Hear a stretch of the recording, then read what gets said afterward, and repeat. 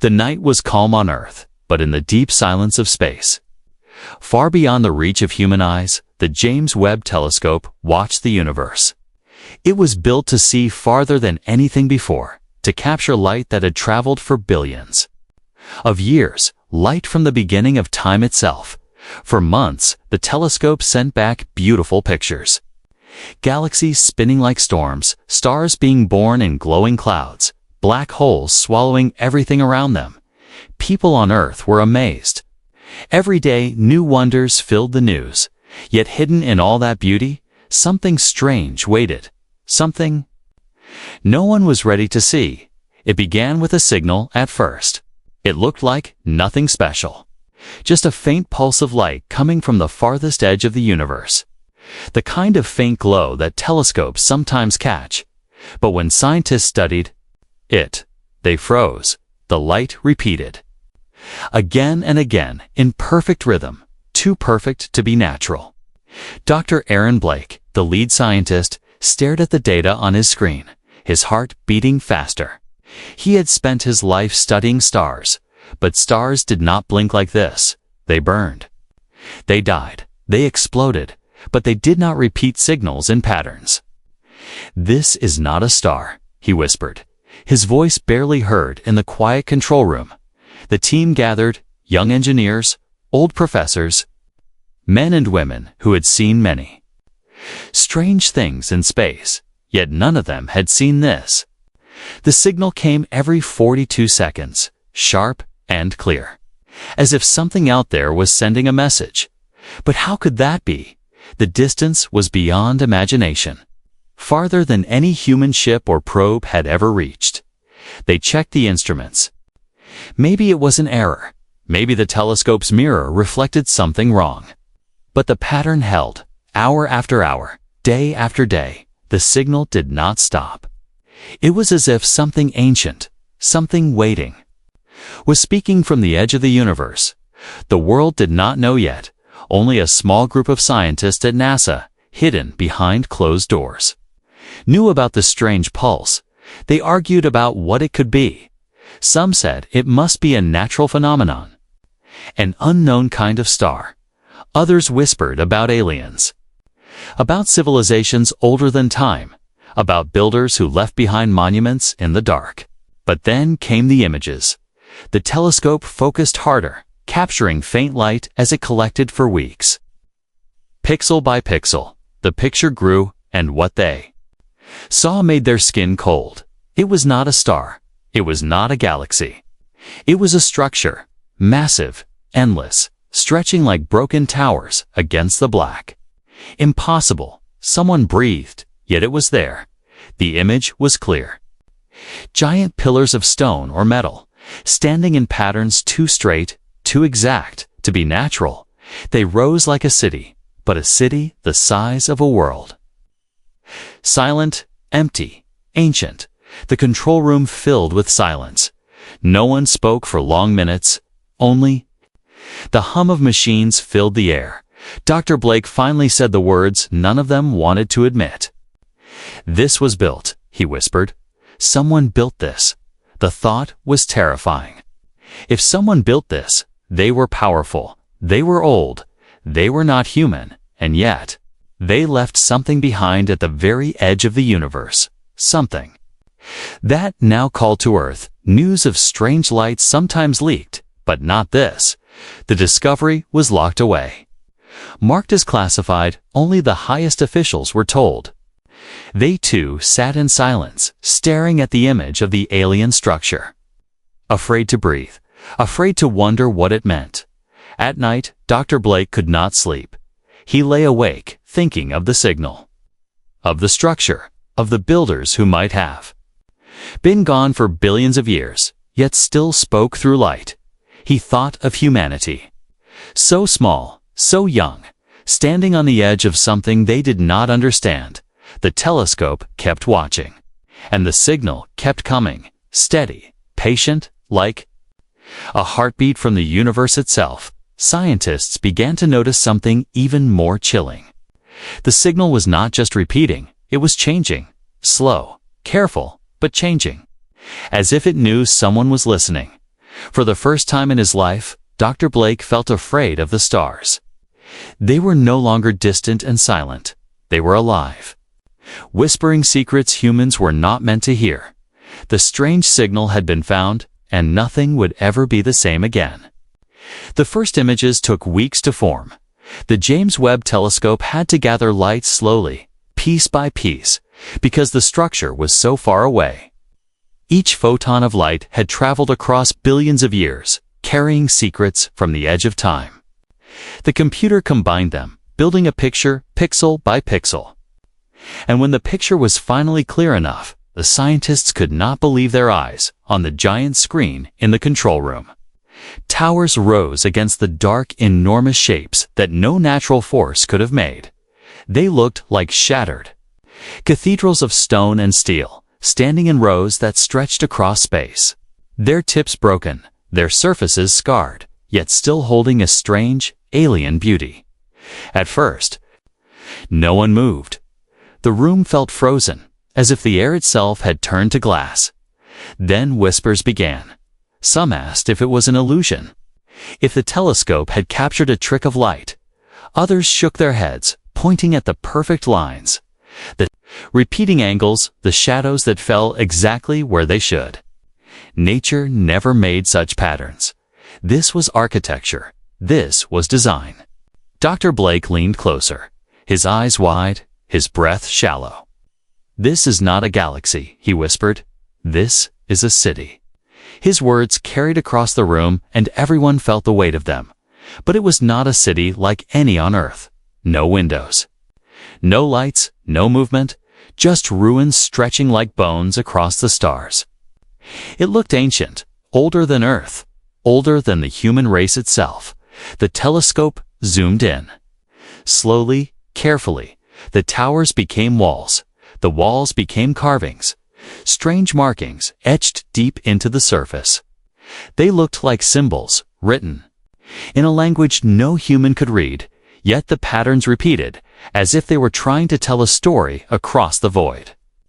The scientists worked day and night, studying every detail, comparing the structure to galaxies, to black holes, to nebulae. Nothing matched. This was not nature. This was the work of intelligence. The debates began. In private rooms behind locked doors, powerful men and women argued. Some said humanity should keep this secret. The world was not ready. Others said it belonged to all people, that everyone deserved to see proof of alien life. But the images carried danger too, because if there was a city, there were builders. And if there were builders, what had happened to them? Were they still alive? Had they left, or had they been destroyed? The more they studied, the more the mystery grew, because parts of the structure still glowed faintly, as if some power still flowed through its veins. Not bright, not alive, but not completely dead either, like embers waiting for breath. One night, as the telescope watched, something changed. A light flickered deep inside the structure. Just one small spark, like a star being born, then it vanished. The scientists argued, was it a glitch, or was the structure responding? Dr. Blake stared at the screen long after the others left, his hands trembling. The thought would not leave. His mind, what if the builders had left this behind on purpose? A message, a warning, or maybe a doorway, waiting for the right eyes to see it. The world outside did not know. People went on with their lives, watching news about wars, politics, and weather, unaware that at the edge of the universe, humanity had just uncovered proof they were not alone. In secret, the government prepared. Meetings were held in the shadows. Generals spoke in cold voices. Some saw the discovery as a threat. Others saw it as power. One senator whispered, "If this is a weapon, it cannot fall into alien hands. It must belong to Earth." But it did not belong to Earth. It belonged to something older, something greater. The first images spread quietly among trusted scientists in other nations. They too were shocked. Some cried when they saw it. Others laughed nervously, saying this changed everything. Religions trembled, philosophers whispered, and the question grew louder. This is real. Then what else is waiting out there, at the edge of sleep? Dr. Blake dreamed of walking through the ruins, his footsteps echoing on alien stone, the towers rising above him, shadows moving in the corners, voices whispering in a language he could not understand. When he awoke, he was drenched in sweat. Yet the dream felt more like memory than fantasy. The first images had revealed only ruins, but ruins were enough to shake the world. Because ruins meant builders, and builders meant intelligence. And if intelligence had been there once, it could return. The James Webb Telescope kept watching, its mirrors turned toward the endless dark. And with each passing day, the image became sharper, clearer, more impossible to deny. The universe had given humans a gift, or perhaps a warning. But one thing was certain: humanity's place in the cosmos would never again be the same. The first images were only the beginning, and soon, the world would demand answers. The discovery could not stay hidden forever. The first images had already shaken the scientists, and now whispers reached beyond the control rooms, in government halls, in secret meetings, in quiet conversations between generals and presidents. The alien structure became the most dangerous secret on Earth. The debate began, and it was fierce. Some believed the discovery must never be revealed. They said humanity was not ready, that people would panic, religions would collapse, governments would lose control. "We cannot tell them," one leader said, slamming his fist on the table. "If the world sees this, chaos will follow." But others argued the opposite. "It belongs to everyone," a scientist said firmly, her voice shaking with emotion. "We cannot hide the truth. This changes everything. We are not alone, and people deserve to know." The room grew hot with voices, some filled with fear, some with hope, some with greed. Because behind every word was the same question: what if this structure was more than ruins? What if it still held power? The military leaders leaned forward, their eyes cold. "If it is a weapon," one general said, "then we must secure it. If aliens built this, maybe they left technology, maybe something that could make Earth invincible." His words sent a chill down the room.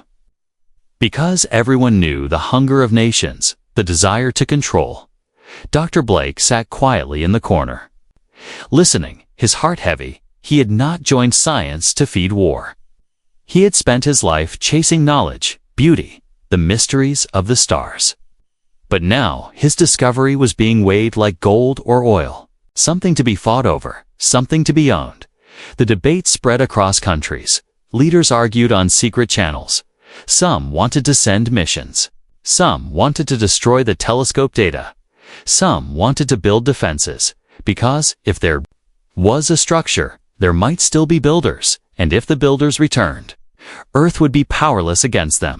In private, fear grew. Late at night, world leaders lay awake, wondering if this ancient alien city still glowed faintly after billions of years. Then what kind of beings had built it? What kind of power had they wielded? And why were they gone? The scientists pushed back, their voices desperate. "We must learn, not fear," they said. "This is history older than our sun. This is knowledge that could lift humanity to the stars.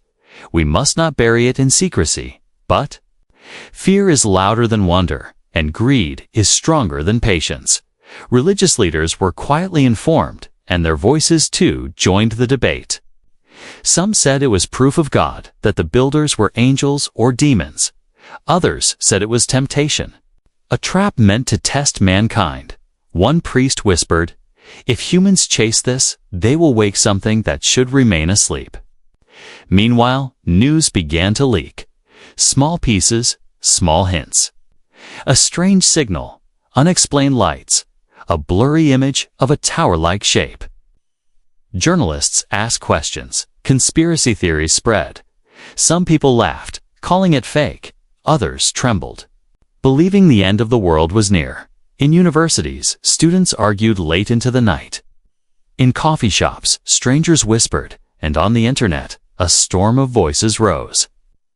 But no one had the full truth, only shadows inside the secret councils. The pressure built: if we do nothing, others will act. One leader said, if we hide it, the truth will come out anyway.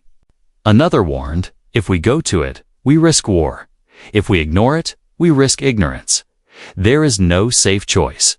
The telescope sent more images, sharper, clearer. The ruins looked endless, like a dead city the size of a continent with carvings that glowed faintly as if remembering a life long gone. Dr. Blake stared at them every night, and the same thought haunted him. What if the builders had left this for someone? Not for aliens across the stars, but for humans. He remembered the signal, the steady beat of light that had first drawn their eyes. It was not random, it was not dying, it was patient, as if waiting, as if calling, when he spoke again in the council. His voice was quiet but firm. We cannot argue forever, he said. This is not about war or fear. This is about humanity's future, if we are brave enough. We will go. If we are cowards, we will hide. But the universe does not care about our fears. It waits, and it will not wait forever. His words lingered. Heavy in the room, some leaders nodded, some turned away, some clenched their jaws. But deep down, all of them knew the truth's humanity stood at a crossroad. One path led to silence and shadows. The other led into the unknown, into the ruins at the edge of time. The debate raged on, but the decision was already forming. Humans could not resist the call the stars had whispered and humanity had heard. The decision was finally made. Humanity would not stay silent. They would go.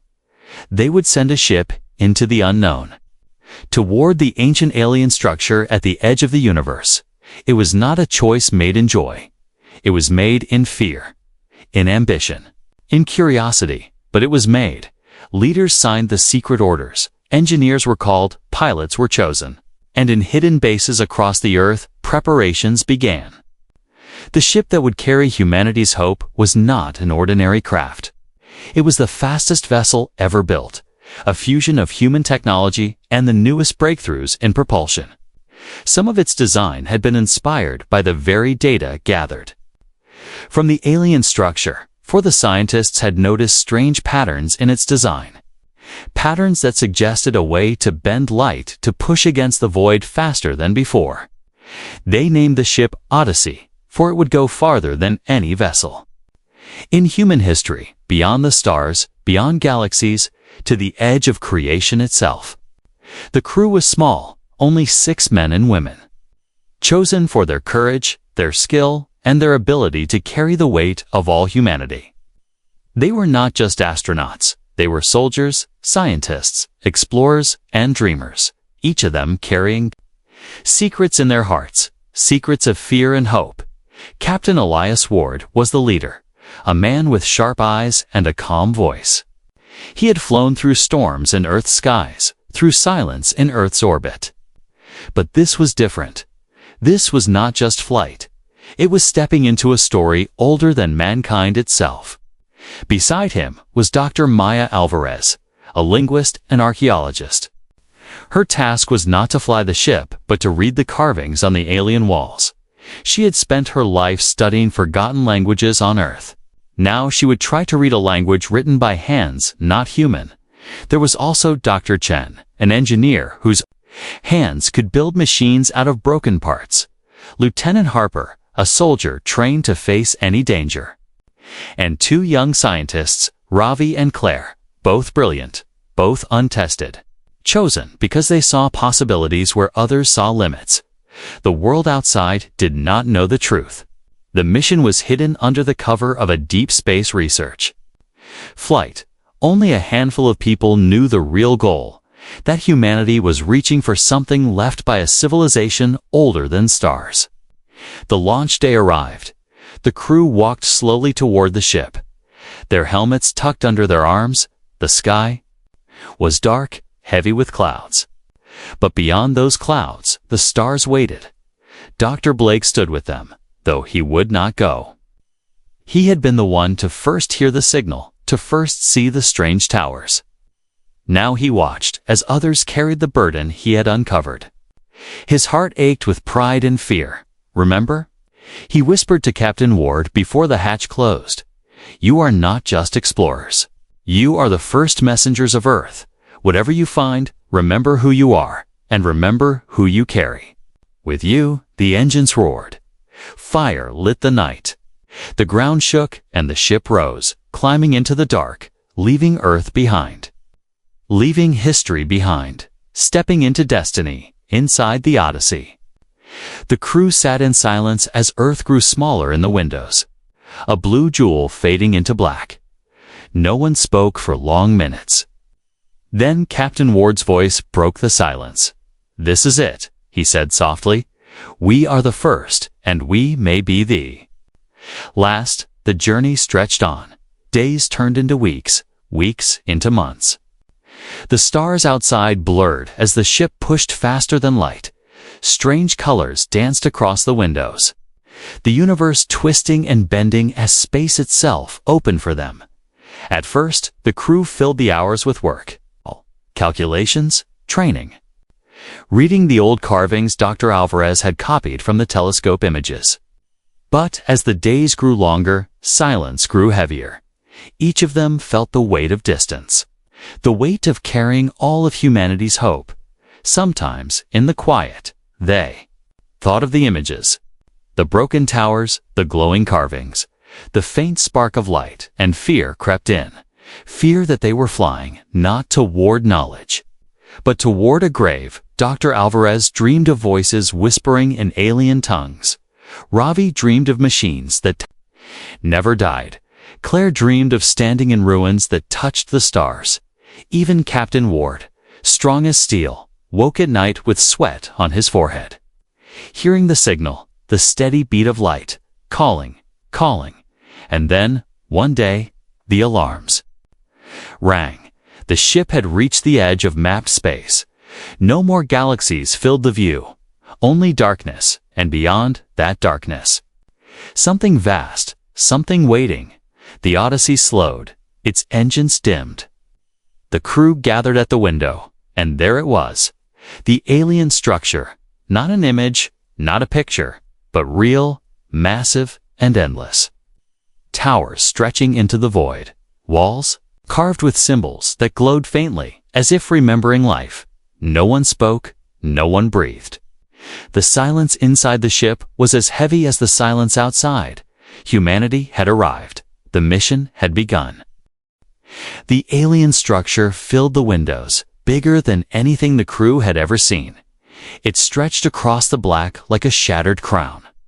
Towers reaching higher than mountains, walls wide as continents, each surface carved with marks that glowed.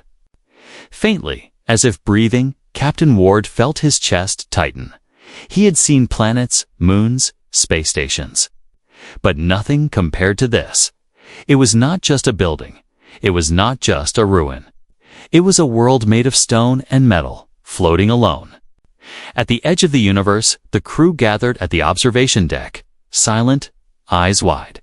Claire whispered, "It looks alive." Her voice shook. Ravi's hand trembled as he pointed. "Look, the symbols? They are glowing in patterns, like veins." Dr. Alvarez leaned forward, her heart racing. "Not veins," she whispered. "Language." The Odyssey drifted. Closer, its engines quiet, its lights dimmed, every sensor active, measuring radiation, atmosphere, energy. The computers hummed, feeding numbers into the crew's screens. The readings made no sense. The structure was billions of years old. And yet, some of its systems still hummed with power. Faint but steady, Dr. Chen frowned, staring at the graphs. "This should not be possible," he muttered. "Energy does not last this long, unless it is being renewed, unless something inside is still working." The words sent a chill through them, because if something was still working, maybe something was still waiting. They circled the structure slowly, searching for an entrance. The tower stretched like broken fingers, some collapsed, some sharp and whole.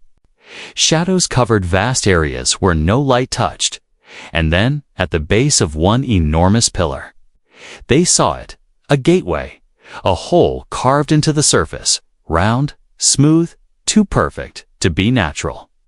Wide enough for a ship, Captain Ward gave the order. The Odyssey moved closer. Every breath inside the ship felt heavy. The hum of the engine seemed too loud, as if the structure itself was listening. When the ship's lights touched the inside of the gateway, the crew gasped. The walls inside were carved with endless markings, symbols spiraling like stars, glowing, softly, not with paint, not with fire, but with energy that pulsed faintly. Dr. Alvarez whispered, her eyes wet. "This is not just a ruin. This is a library. This is a message."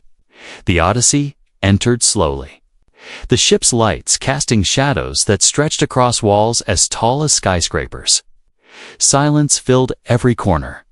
Not the silence of emptiness, but the silence of something waiting. Something ancient. Lieutenant Harper's hand hovered over her weapon, her eyes sharp. Her training screamed at her that this was a trap. Yet her heart pounded with awe. She had fought wars, faced death, but never had she felt so small, so powerless. The deeper they went, the more the markings glowed. The pulses became stronger, almost like a rhythm, like a heartbeat echoing through the walls. Dr. Chen spoke softly. "It's responding to us. To our presence, it knows we are here." The words made the crew shiver. Claire whispered, "Then, it's alive," but Captain Ward shook his head. Not alive, aware. The Odyssey reached a vast chamber, so wide the ship's lights could not reach the far walls. The ceiling stretched high above, covered in glowing lines that twisted and crossed like constellations. In the center stood a structure, a spire of crystal and metal, taller than the ship itself, glowing faintly. Everyone fell silent. Even breathing felt dangerous. Dr. Alvarez whispered, "This is the heart." This is what the signal came from. For long minutes, they only stared, afraid to touch, afraid to move, until the spire pulsed. Once, twice, then again. The same rhythm as the signal, the same steady beat that had first called to them. The sound was not loud, not even sound, but vibration, felt in their bones, their chests, their minds. Ravi clutched his head, gasping, "It's not noise, it's words." Dr. Alvarez's eyes widened.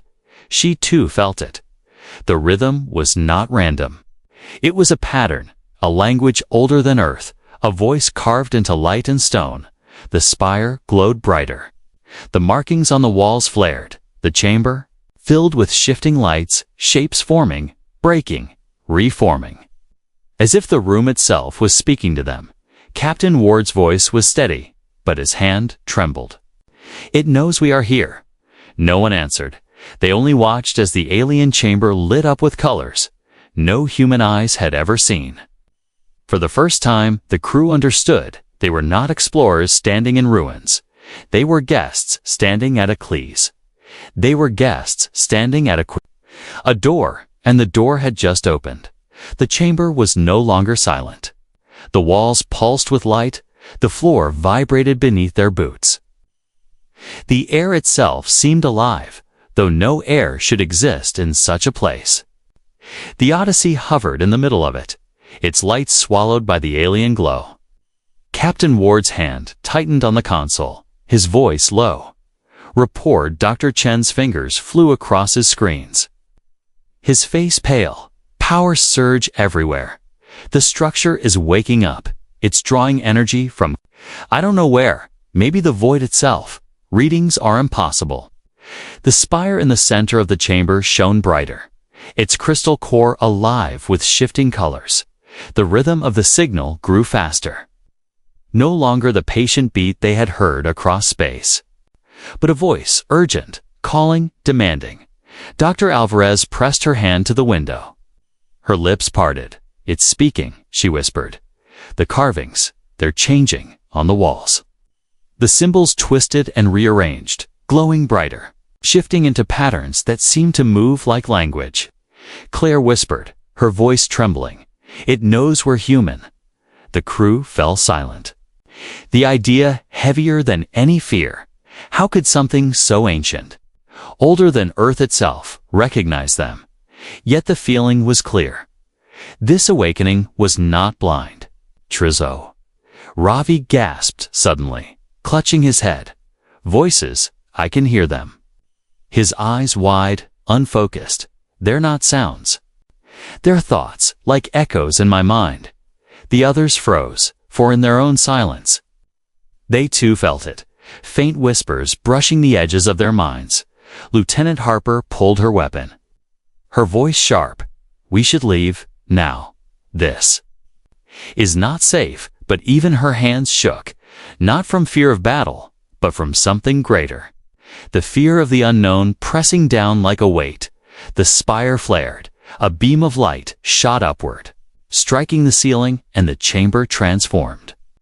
The walls dissolved into images, vast scenes of stars and worlds, galaxies being born, civilizations rising, cities glowing brighter than suns, machines spanning across planets. The crew stood in awe, as if standing inside memory. Dr. Alvarez whispered, "It's showing us their history." The images shifted.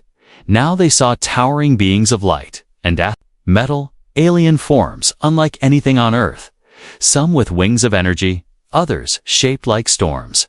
They built vast halls, ships greater than moons, their voices echoing like thunder. Then the scenes darkened, stars collapsed. Wars burned across galaxies. The builders fought enemies unseen. Their shining worlds crumbled, their fleets shattered, until only silence remained. And the images faded into darkness. The crew stood frozen, hearts pounding, the meaning heavy. "Captain." Ward's voice broke the silence, steady but grave. "They're gone," he said. "Whoever built this, they're gone." But the spire pulsed again, the light shifted.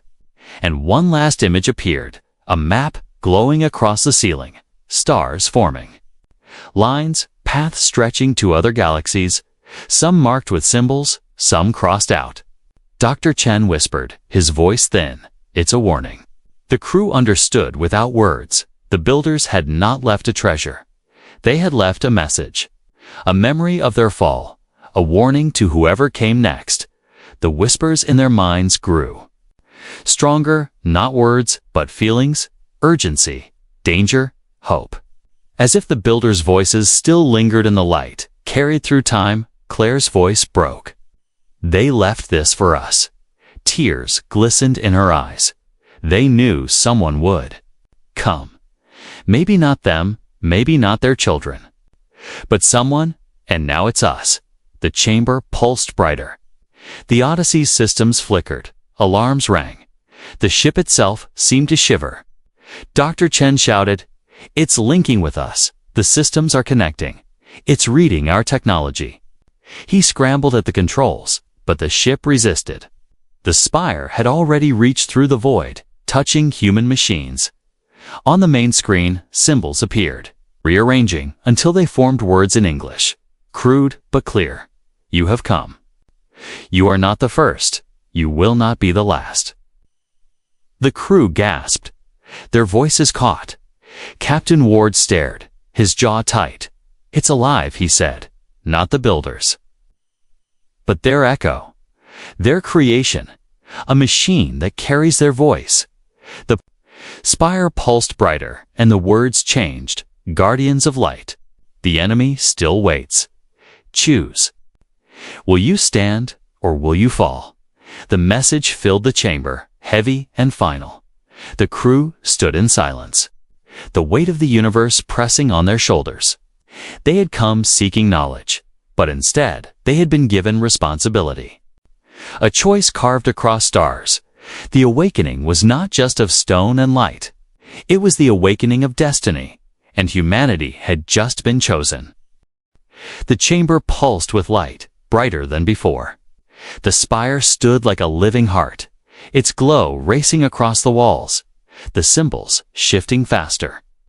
Almost frantic, the crew of the Odyssey stood frozen, caught between awe and fear.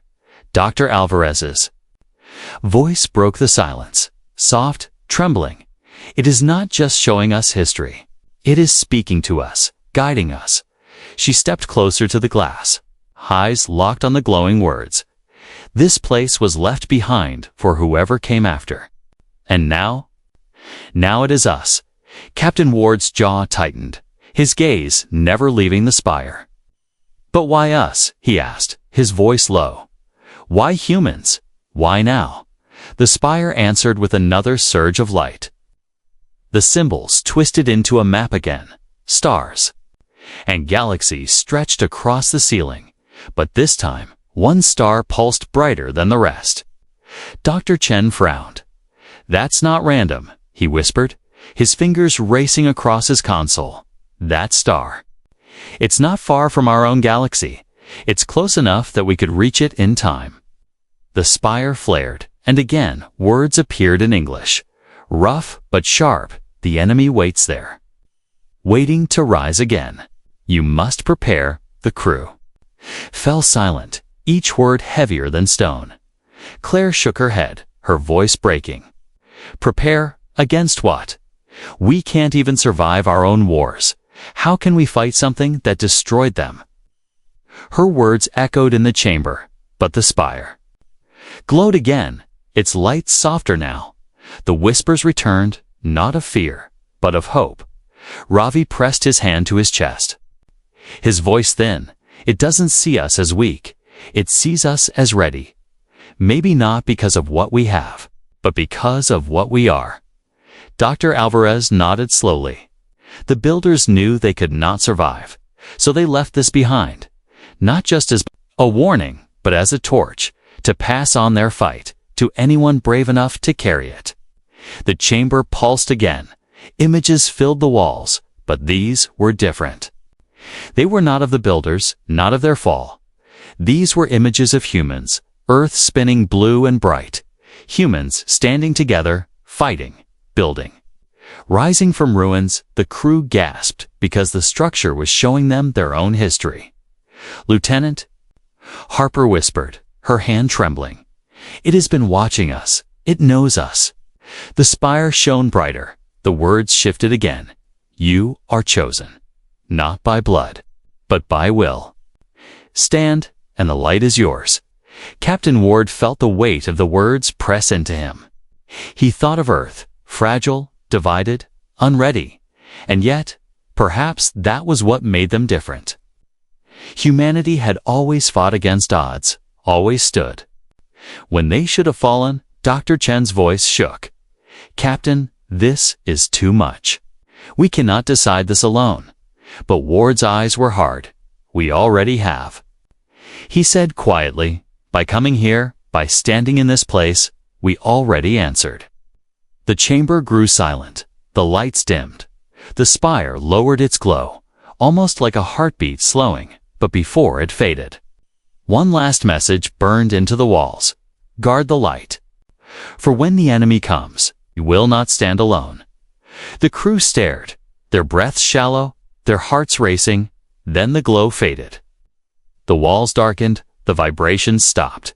Silence filled the chamber once more. The Odyssey's systems hummed softly. Their lights steady again. The storm of power had passed. But the weight of the message remained. Dr. Alvarez wiped her eyes, her voice breaking. We came looking for knowledge, but we found purpose. Captain Ward looked around at his crew. Tired, shaken, but alive. And in their eyes he saw the same truth.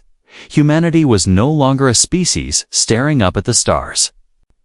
They were part of something greater, a chain of civilizations chosen to carry the fight. The ship turned slowly, pulling away from the chamber, leaving the spire behind, but none of them looked back. Because the light of its message still burned. In their minds, as the Odyssey left the alien structure, the signal pulsed one last time, faint but steady, echoing through space. the same rhythm that had called them across the universe. Now it was no longer just a signal. It was a promise. On the journey home, the crew sat in silence, each lost in thought. They had seen the truth beyond human history, beyond human struggle. And they knew their return would not end the story. It would only begin it. Captain Ward whispered as Earth appeared once more in the distance. We carry their warning, we carry their hope, and when the time comes, we will stand the stars. Outside glittered silent witnesses, and at the edge of the universe, the ancient structure slept again, waiting, watching, guarding its secret until humanity was ready.